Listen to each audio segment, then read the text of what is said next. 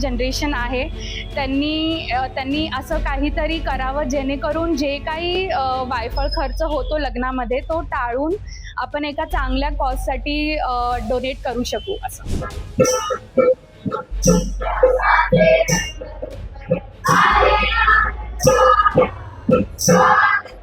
लग्न समारंभ असल्यावर पाहुणे मंडळींना भेटवस्तू किंवा आहेर म्हणून काय न्यायचं असा प्रश्न पडतो. परंतु कोल्हापुरात एका लग्नात वेगळंच आवाहन करण्यात आलेलं.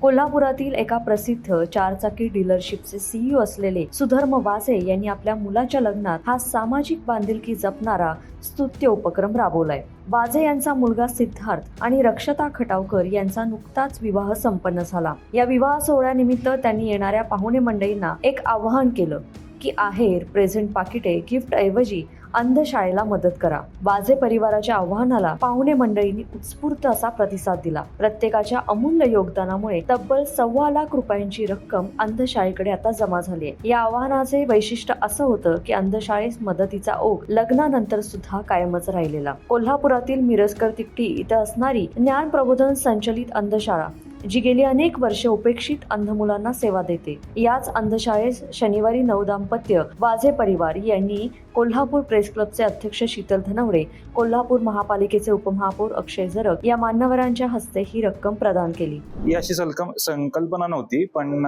एक इन्फ्लुएन्स होता आमच्या जनरेशन मधून आलेला. माझ्या आजोबांकडनं आमच्या पप्पांकडे आला आणि आमच्या पप्पांनी सुधर्म वाझेंनी ही संकल्पना आमच्या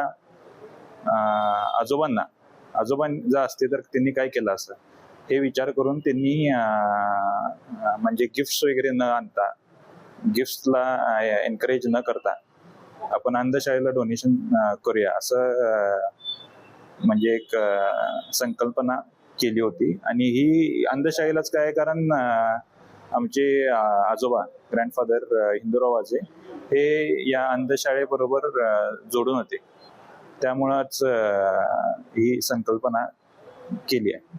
पण आजकाल जर पाहायला गेलं तर तरुण पिढी आहे ती खूप डांबडोल करून लग्न करताना आपल्याला पाहायला मिळतं. मात्र ही संकल्पना राबवताना काय म्हणजे भावना आहेत, कारण की अंधशाळेला तुम्ही मदत देता? नाही, म्हणजे लक्झरी वेडिंग करणं काय प्रॉब्लेम नाही, करायचं असं काय नसतंय.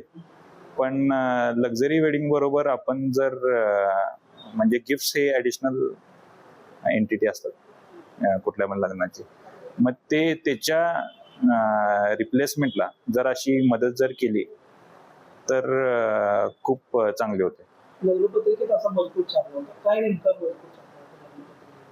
लग्नपत्रिकेमध्ये म्हणजे गिफ्ट्स न आणता फ्लावर्स नाहीतर गिफ्ट्स नाहीतर काय जे लोक देतात हेल्प म्हणून नवरा नवरीला, ते न करता आम्ही अंधशाळेसाठी डोनेशन करायचं असं म्हणजे मेन्शनच केलेलं पत्रिकेमध्ये. तच माझं आणि सिद्धार्थचं लग्न झालं जानेवारीमध्ये आणि हा लग्नाचा कार्यक्रम ठरवताना माझ्या सासऱ्यांनी असं ठरवलेलं की गिफ्ट्स घेण्याच्या ऐवजी आपण डोनेट करूया, त्या पैशाचा आपण युटिलाइज करून अंधशाळेला डोनेट करूया. सो आम्ही आमच्या पत्रिकेमध्ये छापलं होतं की गिफ्ट्स वगैरे आणण्याच्या ऐवजी तुम्ही ह्या इथे डोनेट करा. सो तसं करत लोकांनी खूप प्रतिसाद दिला, स्पेशली जे माझ्या सासऱ्यांचे ग्रुप्स आहेत आणि जे सगळे आमचे नातेवाईक वगैरे आहेत त्या सगळ्यांनी ह्याला प्रतिसाद दिला. आणि असं करत आम्ही आज 1.25 लाख रुपये गोळा केले आमच्या लग्नाच्या माध्यमातून, गिफ्ट्स न घेता. असं करत आम्ही 1.25 लाख गोळा केले जे आज आम्ही इथे अंधशाळेला डोनेट करत आहोत.